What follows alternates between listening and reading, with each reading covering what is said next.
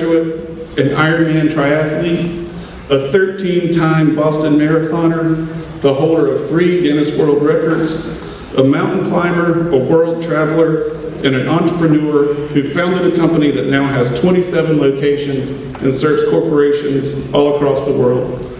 Welcome, Mr. Cameron Dorn.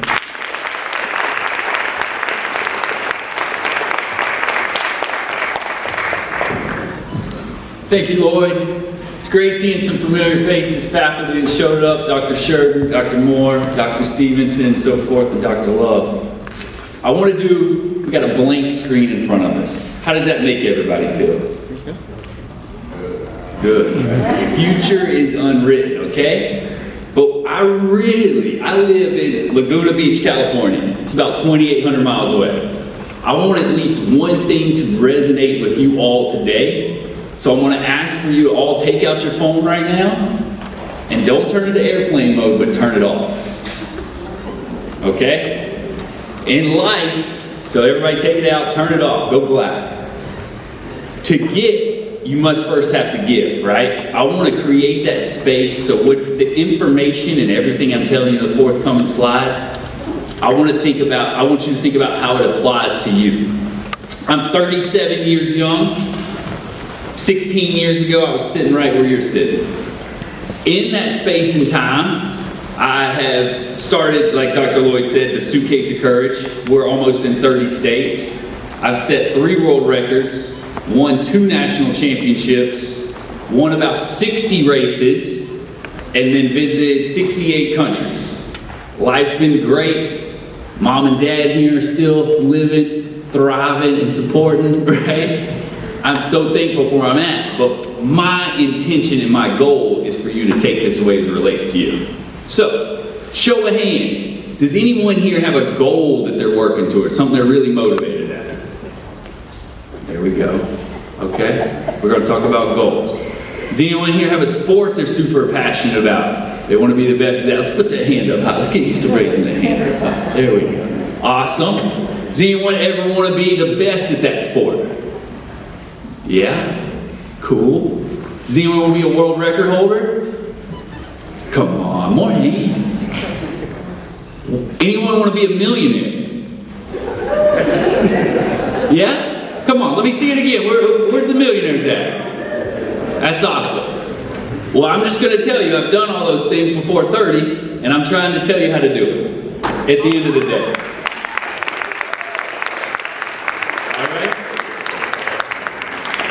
But that stays between you and I, okay? So, this is unfiltered, truthful advice. What I'm showing you on this black screen here is space for you to create in the forthcoming slides. And then we're going to have a question and answer at the end. So think about any questions you might have as it relates to this. I'm going to unpack this Suitcase of Courage. This suitcase is the basis for pretty much how I built a company, how I believe in going after anything, endeavoring. This suitcase was sent to me and a racing buddy, Anthony Jagalo, for free while I was in grad school in Winchester, England, studying my Master's in International Business. You're like, Cameron, you got this suitcase sent to you, what was in it? Well, we had a bad race. We raced on a Spanish island called Mallorca, and we had a bad race. I got beat by these 2 brothers, finished 4th in the group. And his mother, Anthony Jagalo's mother, Julie Jagalo, sent me this suitcase, and she packed it full of snacks and Oreos. We didn't deserve any of those things. We lost.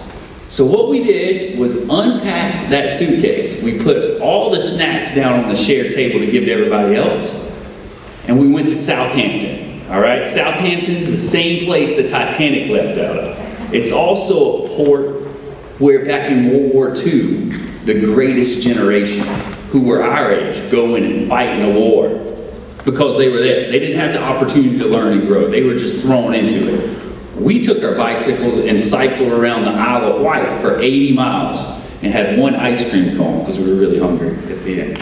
Came back, wrote courage on the suitcase, and when times get tough, it became a belief for me, my friends, to dig into that suitcase of courage. And there's things inside of you that are with you that will propel you to that finish line. So that's the Suitcase of Courage and what has me.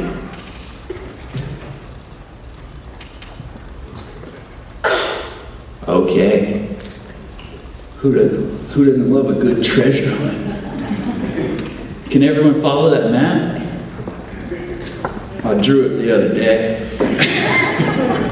Okay. Anytime you need to get to where X marks the spot, down in the bottom right corner, you've got to go on a journey.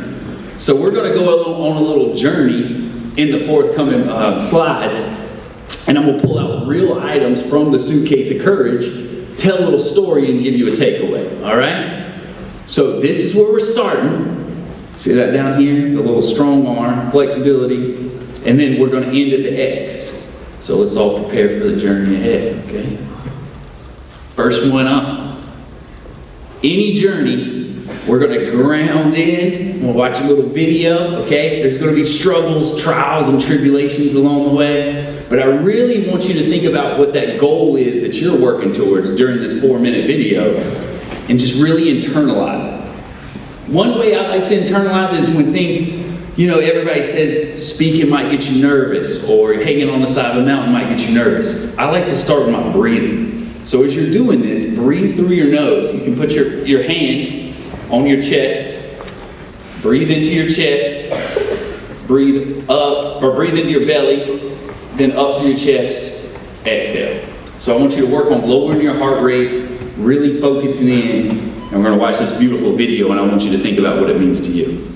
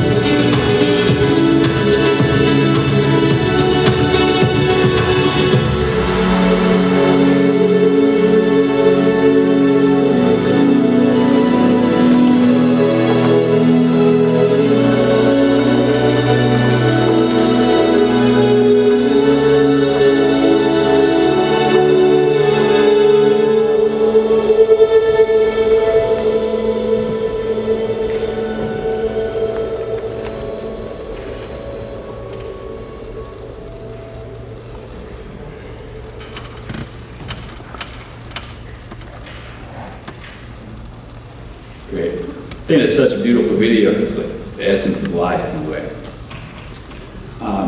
Growing up in a small town, I grew up in Waterloo, just down the street. It's like 161 people. And then you're at 160 people, and you're like, man, this big life ahead of me. What do I do? Where do I go? And it's that struggle, right? And it's always going to be tough. But you got to have people, and you got to have awesome people that you're around to support your journey. So really, you know, my parents have been awesome. They've always taught me great skills, but there was one person that came back to our high school, and his name was Bill Maxwell. He was the strength coach at Iowa Hawkeyes. We learned football, go Hornets, but Bill came back with his Division I Iowa Hawkeyes head strength coach on. He coached Paul Pierce, all these D1 athletes. And really you can latch on, and you're like, that can be me. And I kind of internalized it from then, like, I'm gonna break out, I'm gonna go. Like, I'm gonna go see the world. I'm gonna put Waterloo on the map, right? I can do this because Bill did this. On the flip side of that, you gotta be so careful, because when I was going to grad school and I was racing in Europe, man, your ego, which we'll talk about later, and you're just trying to take everything. I remember I was reading every motivational book, looking at every YouTube video, but you're taking, and you're drinking that life, that water, essentially, right? We all crave water to live. And then it got to a point where people started asking me questions. And they're like, Cameron, how do I lose 50 pounds? How do we fix this problem? I have this big pain.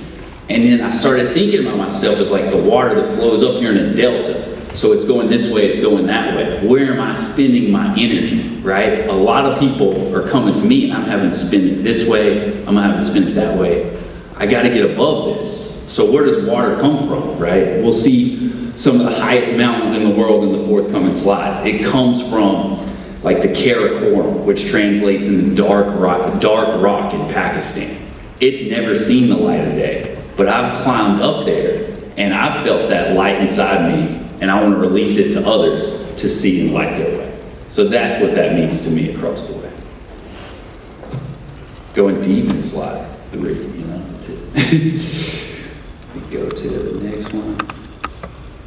So, now keeping it a little more lighthearted, where you are now. You're like, Cameron, that's all great and all. How do I get to the top of the mountaintop and get back down safely? Okay?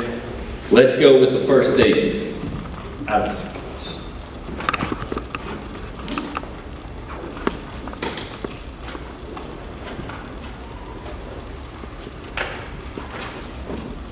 it's a wonderful thing.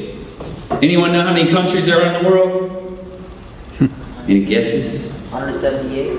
It's really close, yeah. I think it's 184, 188, somewhere in there, depending on your nations. Good job. The coolest thing ever is a passport, right? Or a bus ticket, or a train ticket, or just going to a new city you've never been in, okay? You're gonna meet new people when you go. When you go to a new place and then you look back at that globe and you know a person that exists there. For example, this was just a few years back. I went to grad school with a gentleman named Farhan. He's actually a principal in Islamabad, Pakistan. Right, here's my stamp from Pakistan. When I was in grad school, I told Farhan, I'm gonna come to Pakistan because that's where the Himalayas at and climb some of your awesome mountains. Farhan says to me in 2012, he's like, Cameron, when you come to my country, I'll be there. Farhan took me on a tour of Islamabad for 8 hours and showed me everything.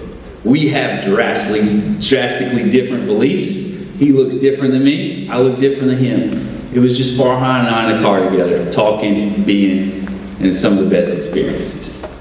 So it's beautiful.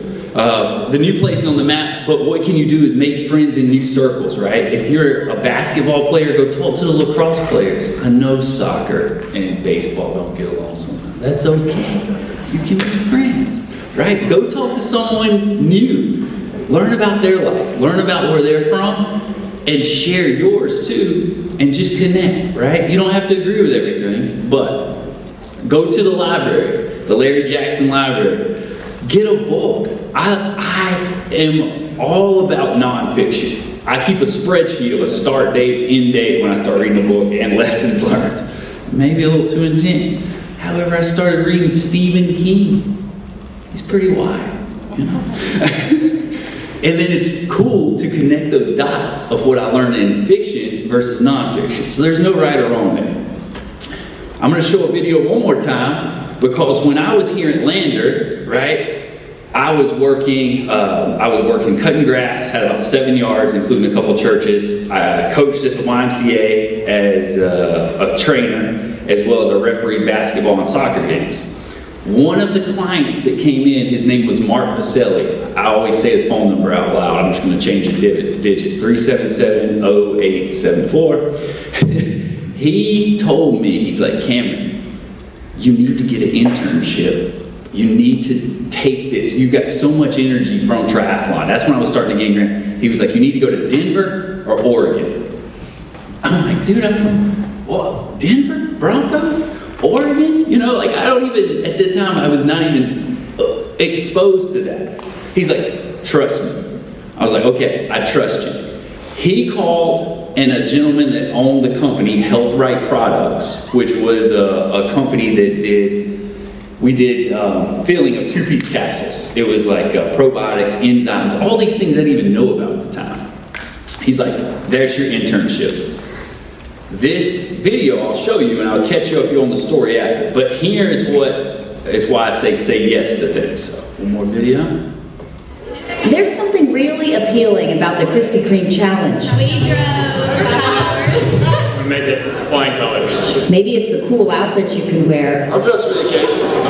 Or maybe it's the fact that the real test of athletic ability is to see whether you can run 2 miles from NC State's bell tower to Krispy Kreme donuts in Raleigh, scarf down a dozen glazed, and run back without tossing your cookies. It's pretty brutal. This is the toughest part of the race. Whatever the draw, it's caught on, and in 5 years, it's now attracting ESPN and more than 5,000 people, raising $35,000 for North Carolina's Children's Hospital. Believe it or not, this race to the Krispy Kreme here in Raleigh and eating more than 2,000 calories in one sitting and racing back to NC State all started on a dare. There's a certain amount of pride, I think. You can finish 12 donuts. Well, I only got 9.5. Do you feel like a loser? Yeah. I do, especially now. Thank you. Athletes don't take the challenge lightly. Practicing eating, practicing running for about 2 weeks, eating my whole life. Wow, that's a lot of practice. But it's worth it in the end. The winner takes home a golden donut medal, of course, and as if they didn't get enough, 5 dozen more donuts to take home. Pretty gross. Pretty gross. It's awesome. Gross. A little bit gross. Gross? Maybe. But they'll be back next year, looking for the sweet taste of victory. Right, one day you get like 40,000 calories. In Raleigh, Amber Rapinta, ABC 11, Eyewitness News. That was me 17 years ago eating a dozen donuts and, running 2 miles. The crazy part of this story is Mark Wright, who owns Health Right, has since sold his company for $560 million. He didn't have an intern program. But you know what he was doing? He was watching the news that night. That got shared on ABC National News. We drove up when I was at Lander, me, Taylor Wolf, and 2 other, Nick Greb, some others, and raced. I ended up beating a couple of cross-country people that ran in North Carolina State, running like 5-minute miles, eating donuts, and took home the golden donut. And Mark was like, oh, we'll make an intern program for you. You know, it was all off doing something you didn't think it would connect. So putting yourself out there. So go out there, meet new people, see new places, say yes, but be responsible in saying yes. There's something. Next slide. Okay, before we go to the next slide, you can call these sand traps or crevasses. So I'll introduce you. Crevasses, when you're mountain climbing, are big openings, okay, in the mountain. They will swallow you whole quickly and you do not come back from them, all right? So what's coming in the next slide, be careful of, right? Do this, but don't do this, or do that. Here's a crevasse in Pakistan, Himalayas.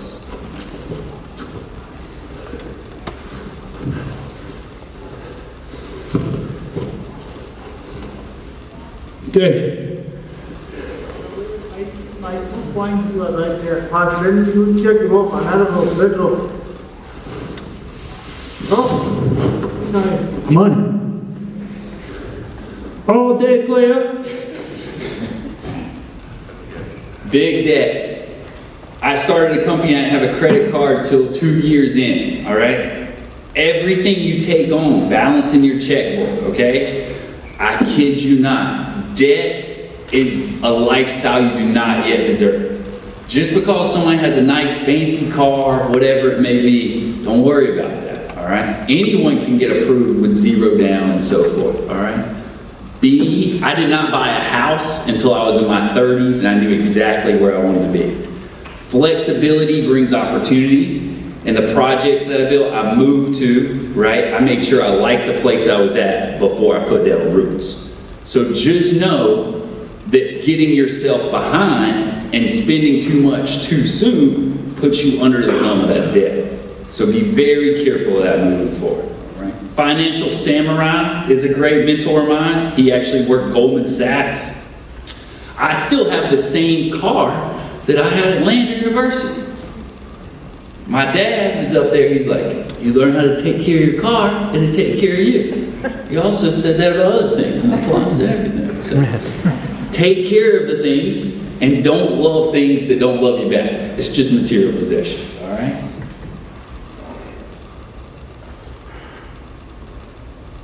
Next up,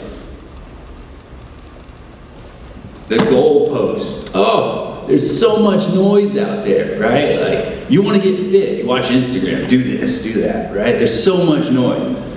Right now, at your age, in college and so forth, it's okay if you don't know what you want to do exactly. I think knowing what you don't want to do is sometimes more important than knowing what you do want to do at your age. That makes sense to everybody?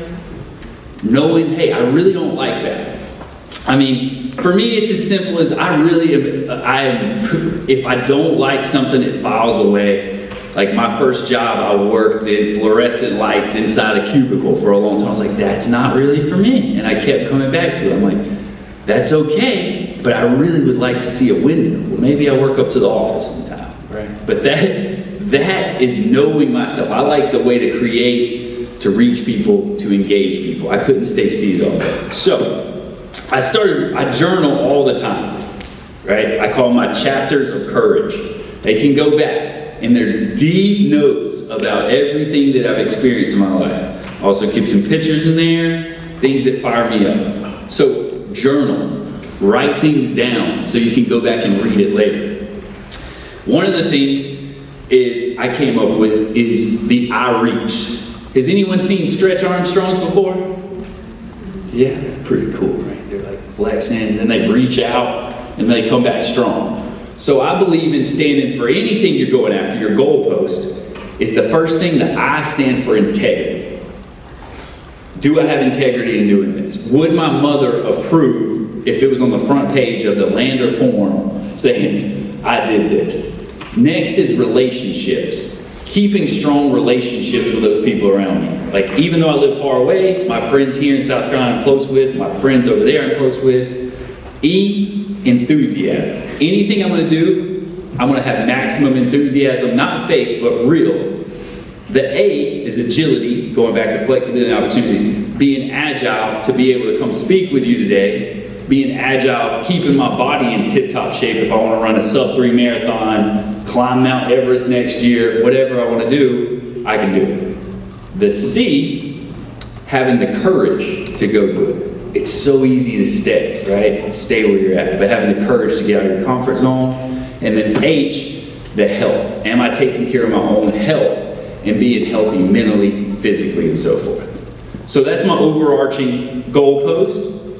One thing I want to be careful of, be the top 1% of anything that matters to me. I wanted to be, I read this book when I was at Lander, $1 Million by 30 by Alan Corey.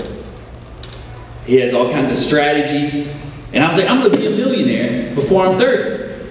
That was honestly, that's the 2 commas at the top. 2 commas are in $1 million. I will be a millionaire. I manifested it. You're going to have to put a ton of work in to make it happen. The odds are stacked against you. I looked at the tax returns from Marlow, South Carolina. It's less than 0.1 of 1%. But you know what? We're going to talk about how to get after that too. So that was meaningful to me, but I did not sacrifice my I reach values, and business school. Who's in everyone in business school? We got all kinds of different majors. Hands up, business school. Value, right? Learn how to create real value in solving pains. So that's why I was like, I can be a millionaire if I create value and solve someone's pain. And then that's the overarching principles for my goalpost and what I do. So that top 1%, if you look at setting a world record or running the Boston Marathons, I can Google what is the top 1% of marathon times, and then that is my target. And honestly, setting those high, hard, like the I in impossible goals. It's funny because I used to laugh at the saying like, oh, shoot for the moon, even if you'll miss land on the stars. How corny is that? It's not really wrong, you know? Like, shoot that high, hard goal, and even if you're off target a little bit, you're going to be way better than setting your goal down here. Pete Carroll, when he was coaching the Seahawks, he's like, we want to win the Super Bowl. And he was like, oh, we got to win the division first. It's like, no, we want to go here so you can hit up higher. So set your goalposts, journal as you go, though, what you don't like, and then come back to it later.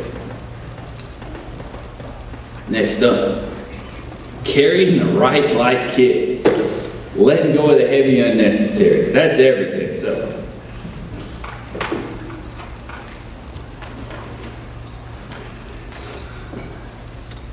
This is a flyer from Lander University back when I graduated. So in 2010, we're going to talk about what business school prepares you for, all right? You can find the page, I should have highlighted it before. My major in business is employers. Lander graduates are found in all areas of business, in banks, ad agencies, manufacturing plants, retail stores, accounting firms, and real estate, and insurance agencies. Graduate school is also an option either immediately following graduation or after a few years' experience in the business world. I went straight to grad school after, right? You're learning and you have skills with you that you've accrued over time, but you're packing them wherever you go. So I went to grad school, and then here's my first business card. I'm really proud of this. It's a little faded. Key account sales representative. Serious, all right, key. So I learned the skills necessary, like how to present myself, how to go in, how to like work on surveys, things of that nature in school. But then I learned so much more. When I hit the ground as key accounts representative, I had 30 different accounts, right?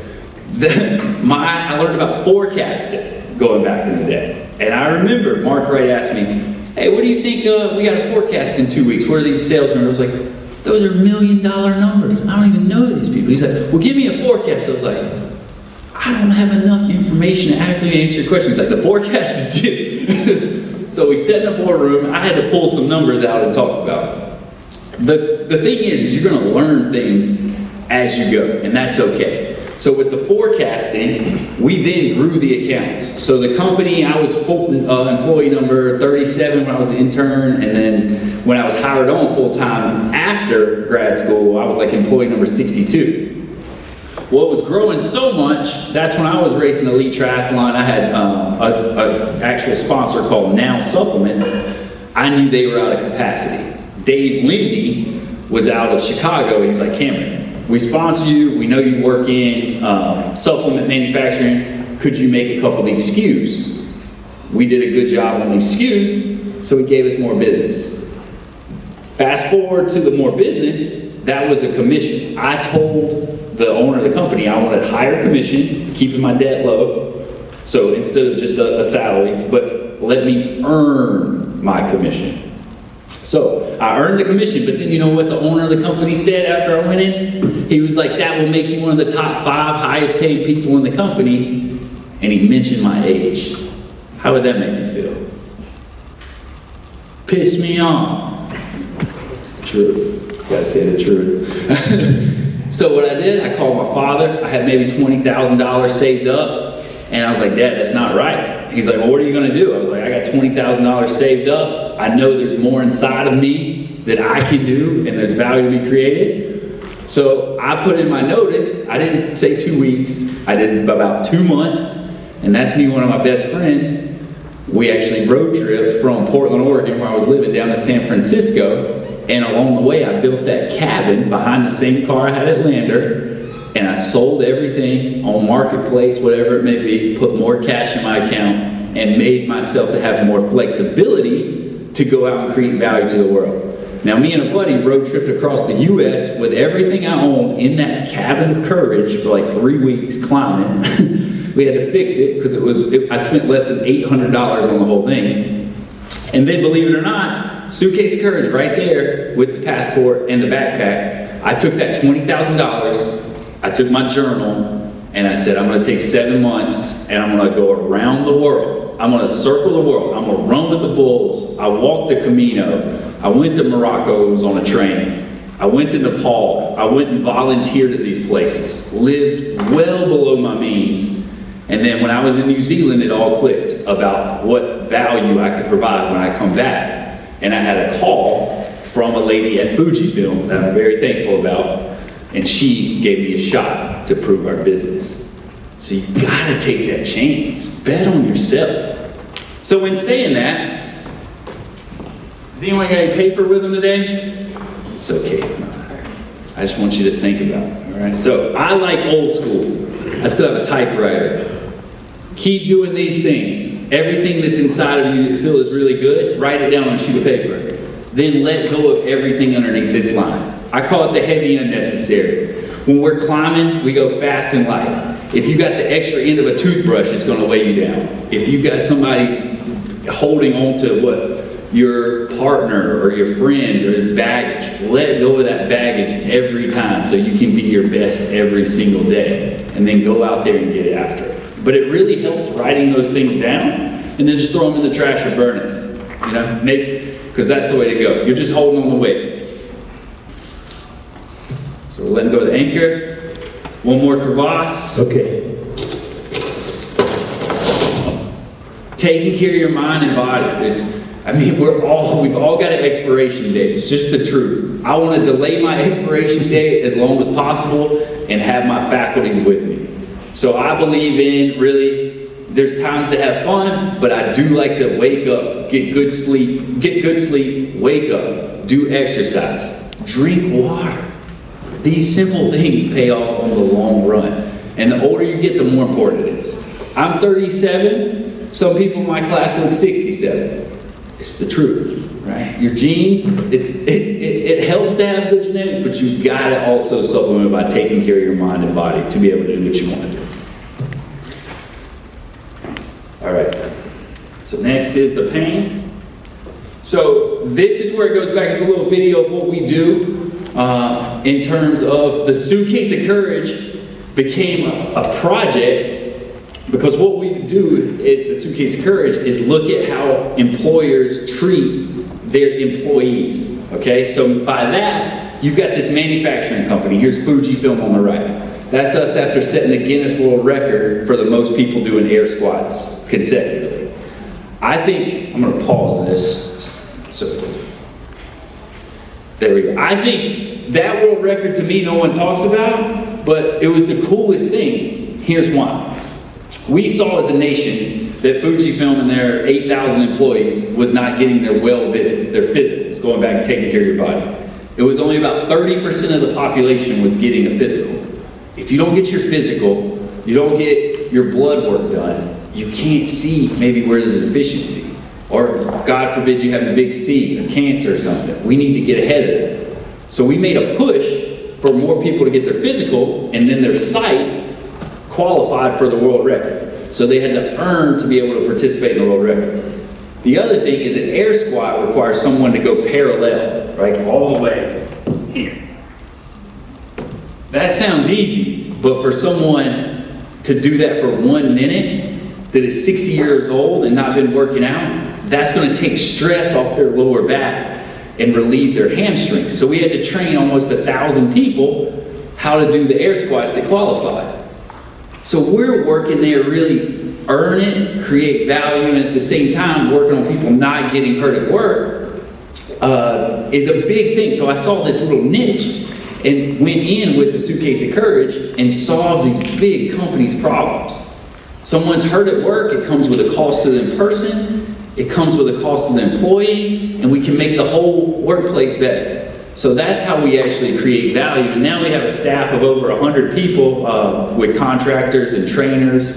And you know that Bill Maxwell that I was telling you about before? He's on the team as our Director of Optimization and Development. So we're doing some really cool things across the nation and working with some cool companies. But you need to find that pain, and everyone has a pain, right? When I was growing up, I used to pick blackberries and sell them at church. I was like, I'll pick all the blackberries in the world. Does anyone ever pick blackberries in here before? How does those make your fingers feel? I know why people don't do them, because they have barbs and stickers in their hand all the time. And I was selling for $8, so I was solving a pain. Or I was cutting grass. When I was cutting grass, then someone didn't want to be outside in the heat cutting their grass. Look for a pain. Look at Uber or Uber Eats, who've ordered from that. You don't want to go out and pick your meal up. They're solving a pain, and you can demand a price for that. So look for that pain and create value that way. And it's all relative.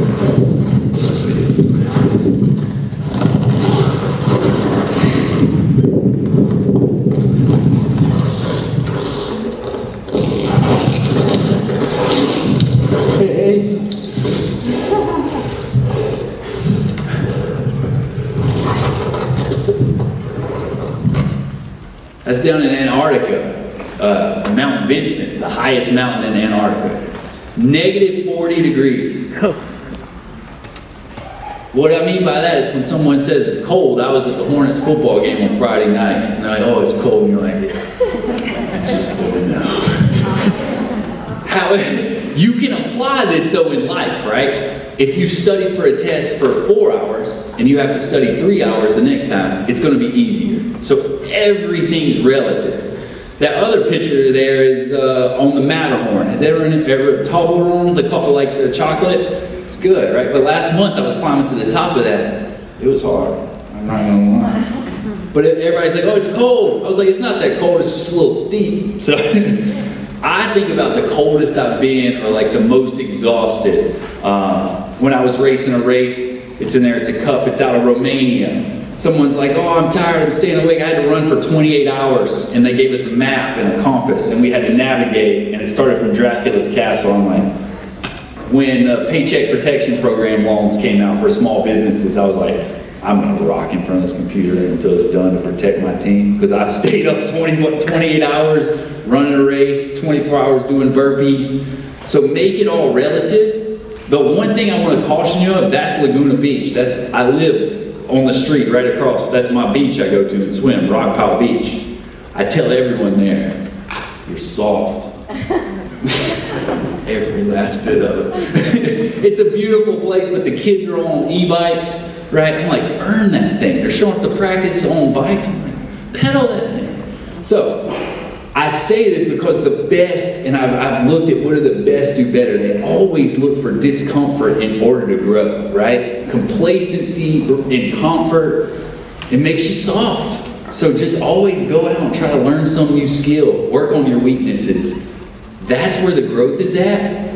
I didn't ski until I was 31 years old. I was at this fancy event, and this founder, a tech founder, he's like, oh, you're getting too old to make the changes or whatever your body, you know, he's like telling me all this biology, and I'm like, screw that. I went to the kids slope when I was living in New Hampshire and fell down left and right, and I was asking the little lifty, hey, am I doing good? I'm enthusiastic, and now I'll ski anything in the world. So it's never too late. Get out there and grow, but make sure you don't stay in that comfort zone. Be careful of that. Let's go back. We got some things about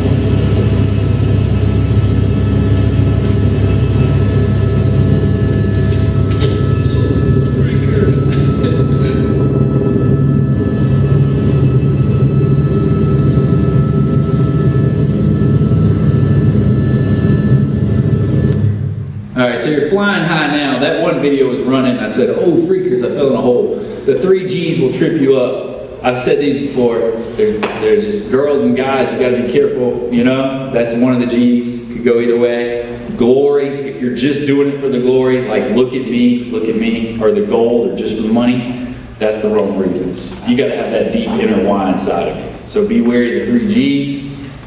I would also say ego. You can become an absolute tool bag. There's nothing worse than somebody that leaves their hometown, forgets their hometown, we've all seen it, and doesn't get back to their hometown. We just started a scholarship a while back, and it's funded now from the Suitcase of Courage. And like the next slide, you'll see the football team has the Suitcase of Courage stickers on the back.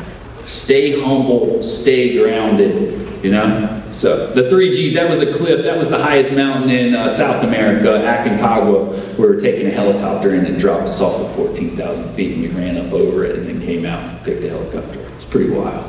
Stay wild. Couple more. This is everything though, right? What progress really looks like. When we get done implementing wellness programs, I always sit down with the CEOs, and one of the CEOs told me, flexibility brings opportunity, and emphasize that, but progress, there's a messy middle to everything, right? It's not linear, you're just gonna go this way. You're gonna go backwards. That's me leaving my first job, even though I was like, I'm gonna have $1 million in the bank by I'm 30. No, I went back the other way. Then I came back and I had like $2,000 in my bank account. I was raking leaves, doing side jobs. I volunteered to eat or make pizza. You know, all these different things.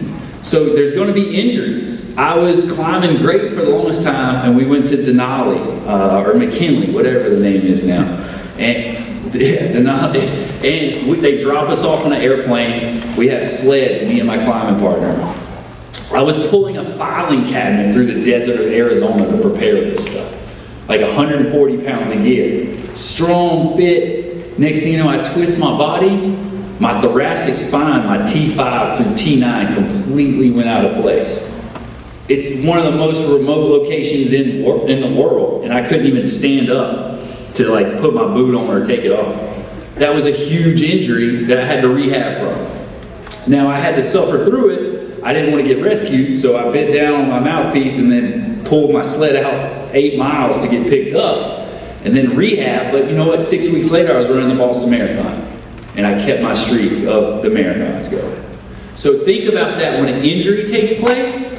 Almost now, like, if something takes place, say good. Instead of like, poor me. Good. I got more time to read. You know?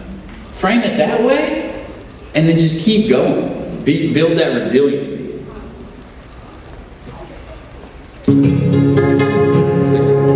Smile man, but he told me to stop and count them all while I can. The key to life is enjoying the journey when you don't know the end. So let's stay out here for a while. Yeah, that's cool. Everybody wants to talk about the wins, but this is a second place trophy, and I'm so proud of it. It's like I don't have the one trophy out at home. It's the second place trophy. The reason why is that is a fellow veteran, or I'm not a veteran, it was a veteran. I had ran the Boston Marathon, and I was in London. He was like, Cameron, I wanted to run the Marine Corps Marathon. I went to the same high school. He got paralyzed, and he was running at the time. He's like, it's always been a goal of mine. I wanted to do it. Will you run it in my stead? And I called him. It's like 1 o'clock at night, my time, and I'm like, dude, I'll push you. And his wife made reservations that night for us to do the Marine Corps Marathon. We didn't have a chair. Mike weighs about 250 pounds. I lived in California. Mike lived in Carolina. The gentleman that built the chair was actually paralyzed as well. Then we went up to the Marine Corps Marathon. Everyone has these fancy chairs. We have this, like a shopping cart going on, and it's mile 2, and I'm pushing Mike, and I look at my heart rate, and I'm 164 beats a minute. And I know my heart rate. That's one of the systems I go by. Like, I know what I'm running around.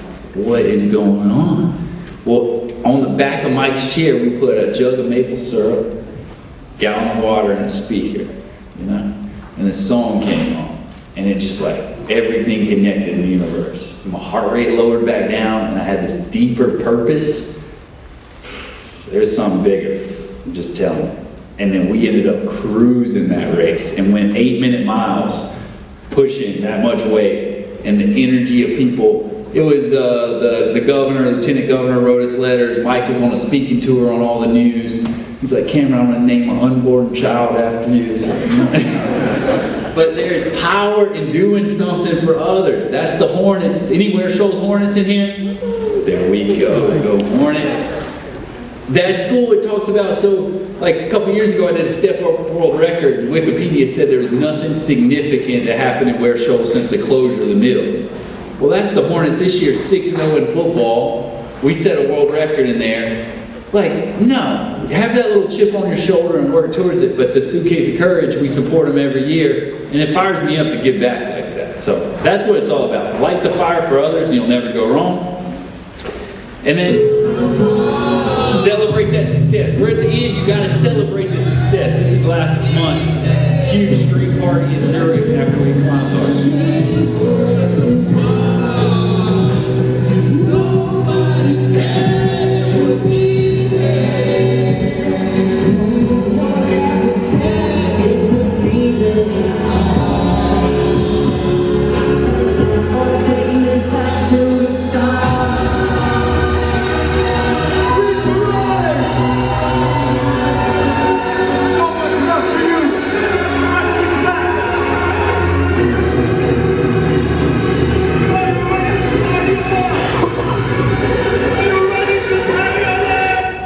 So that was one of the hardest things for me to learn. I used to just really cross the finish line and get to the next one. But I think you should have that brief moment. This is one of the biggest street parties in the world, like 1.5 million people. We came back and it was there and we went out and had a great time. But we had just finished climbing the Matterhorn, which is one of the most dangerous mountains in the world. So celebrate it, but then let's go back to our map, right? Flexibility brings opportunity, up to the goalpost. Let go of the heavy unnecessary, that's the anchor. Find someone's pain and solve it. There's going to be clouds and rainy days and you have to persevere, right? And then that's the messy middle, the swirls. Then get down, fuego. See, I drew a fire there, you know, it's wild. And then celebrate it, redo the whole thing. So that's essentially the map of it. But really earn it, right? There's something to be said for earn, not given. And I want you to all remember this. The next slide really applies to me because one of the years I ran Boston Marathon, I was staying at Harvard. And I, of course, didn't go to Harvard, but I've always been proud of going to Ware Shoals. I've always been proud of Lander and telling people where it's at, right? So the next slide, I was staying with this guy, an awesome guy. He ran on the cross-country team at Harvard, absolute crusher, worked for McKinsey, like one of the big consultants after. Just had a trajectory. He was already here, and his trajectory went high. And I was like, Lucas, man, tell me what are you afraid of? And we started talking back and forth. He's like, I'm afraid of people like you. I'm like, me?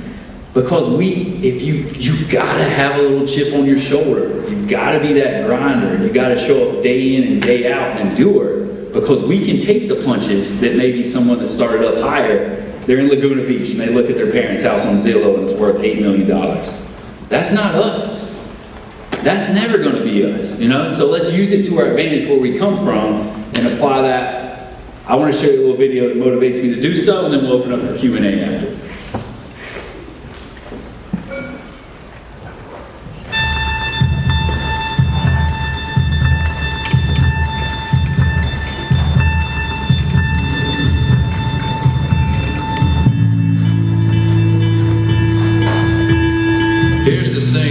Life so interesting. The theory of evolution claims only the strong shall survive. Maybe so. Maybe so. But the theory of competition says just because they're the strong doesn't mean they can't get their asses kicked. That's right. See, what every long shot come from behind underdog will tell you is this. The other guy may in fact be the favorite. The odds may be stacked against you, fair enough. But what the odds don't know is this isn't a math test. This is a completely different kind of test. One where passion has a funny way of trumping logic. So before you step up to the starting line, before the whistle blows and the clock starts ticking, just remember, out here, the results don't always add up. matter what the stats may say, and the experts may think, and the commentators may have predicted, when the race is on, all bets are off. Don't be surprised if somebody decides to flip the script and take a pass on yelling uncle. And then suddenly, as the old saying goes, we got ourselves a game.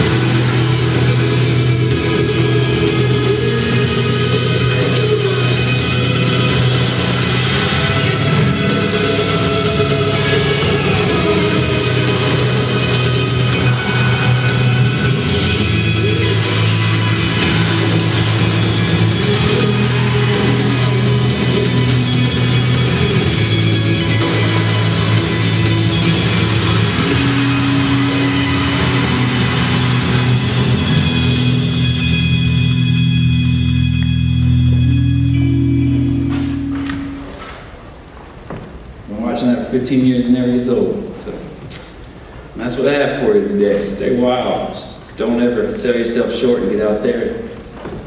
Do it again and again.